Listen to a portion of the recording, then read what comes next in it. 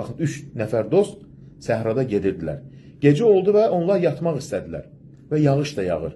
Bir dağın içində bir mağara tapdılar. Və gecəni orada keçirmək üçün ora girdilər. Doğrudan da orada gecələdilər. Səhər açılanda mağaradan çıxmaq istədilər. Lakin gördülər ki, mağaranın ağzı bağlanıb. Bir daş düşüb. Dağdan qopan böyük bir qaya mağaranın girişinə düşmüşdü və onlar çölə çıxa bilmirdilər. Və bir-birinə dedilər, bu qayadan yalnız salih əməllərimizlə Allaha dua edərək qurtula bilərik. Onlardan biri belə dedi, Allahım, dedi, salih əməllərimizlə xatırlayaq, hansı salih əməllər sahibiyik, o salih əməllərlə Allaha dua edək ki, Allah da bizləri neynəsin, xilas etsin. Baxın, onlardan birisi nə dedi? Yəni, insan salih əməlləri ilə Allaha təvəssül edə bilər, Allaha yaxınlaşa bilər. Onlardan birisi dedi, Allahım, mənim 2 yaşlı, yəni qoca valideynim var. Mən qoyunları otarmağa çıxar, axşam isə onlara süd gətirirəm. Bir gecə otlaqda gecikdim və qaydanda gördüm ki, onlar artıq yatmışdılar. Uşaqlarım və həyat yoldaşım isə süd istəyirlər. Mən isə valideynlərimi oyatmaq istəmədim və süd qabı əlimdə onları başı üstünə dayandım.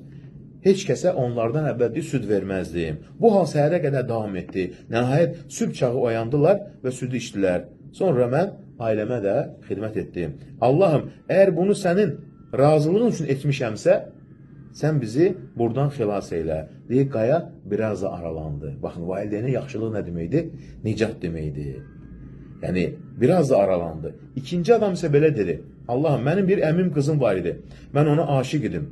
Yəni, onu pis yola dəvət edirdim. O isə dedi ki, Allahdan qorx. Bir neçə il keçdi, quraqlıq baş verdi, aclıq baş verdi. O mənim yanıma gəldi pul istəməyə. Mən də ona şərt qoşdum. O, aclıqdan buna razı oldu.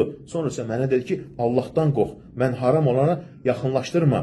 Mən dərhal çəkildim və verdiyim ona pul da geri götürmədim. Allahım, əgər bunun sənin razını qazanmaq üçün etmişəmsə, bizi buradan xilas elə. Qaya biraz da aralandı. Üçüncü isə hələ tam çıxa bilmirlər. Dedi ki, mən bir fəhlələri işlətdim. Onlar işini bitirdilər, haqqını aldılar, amma birindən başqa.